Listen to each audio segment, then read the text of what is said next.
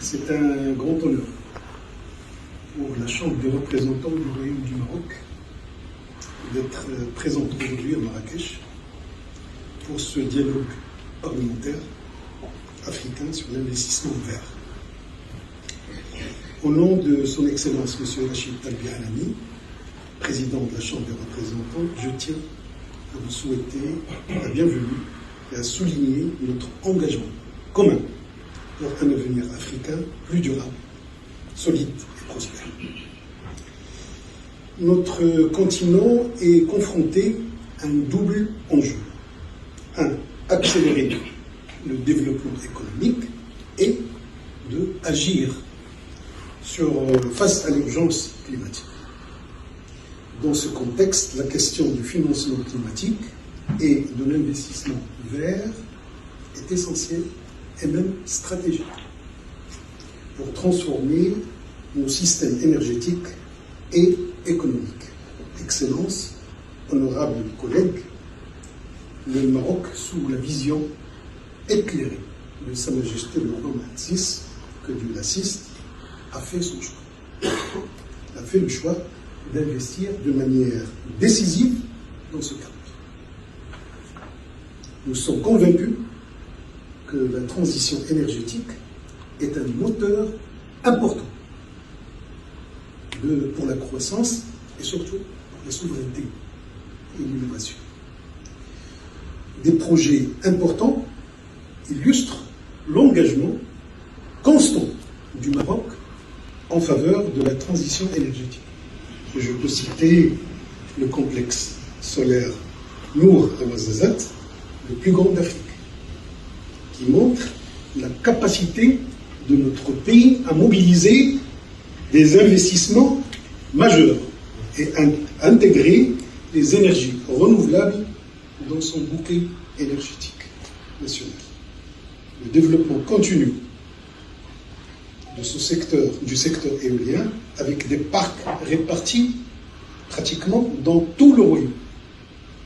Ces infrastructures de qualité placent le Maroc comme un acteur clé dans la région Méditerranée et renforce son attrait pour les investisseurs internationaux intéressés par des projets durables et rentables.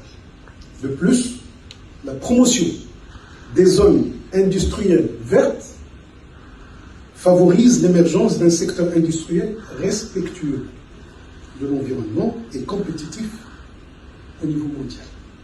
C'est avec cet esprit d'innovation et de coopération que nous accueillons aujourd'hui avec grand plaisir des parlementaires et des investisseurs venus de toute l'Afrique. L'objectif est de partager nos expériences et de nous inspirer mutuellement et de construire ensemble les bases d'un avenir durable pour notre continent. Cependant, ces progrès ne pourront se maintenir sans un cadre législatif solide. Tourné vers l'avenir en inspirant confiance aux citoyens et aux partenaires économiques. Et c'est notre rôle aujourd'hui. En tant qu'institution législative et de contrôle, le Parlement a une responsabilité cruciale. Élaborer des lois qui encouragent les investissements, promouvoir des mécanismes financiers innovants et établir un système de gouvernance basé sur la transparence et la participation de toutes les parties concernées. Cette mission parlementaire est essentielle pour toute stratégie durable de développement vert. La contribution du Parlement passe aussi par le dialogue. Chers collègues, nous sommes les bâtisseurs de consensus, de facilitateurs de collaboration régionale et surtout des moteurs d'un engagement collectif au service du climat et du développement durable. Par notre coopération aujourd'hui, nous envoyons un message clair en Afrique et au-delà. La voie de la transition écologique ne peut être tracée qu'ensemble dans la confiance et dans l'innovation. Excellences, honorables collègues, j'espère sincèrement que nos discussions dans la continuité de l'esprit de la COP22 et en accord avec les engagements climatiques internationaux de nos États, aboutiront à des orientations pratiques et concrètes. Ces recommandations devront enrichir et harmoniser nos lois nationales tout en stimulant l'arrivée de fonds importants vers des initiatives vertes qui créent des opportunités et du bien-être pour nos populations. C'est un défi que nous devons relever ensemble pour répondre aux aspirations légitimes de nos citoyens à un développement juste et durable.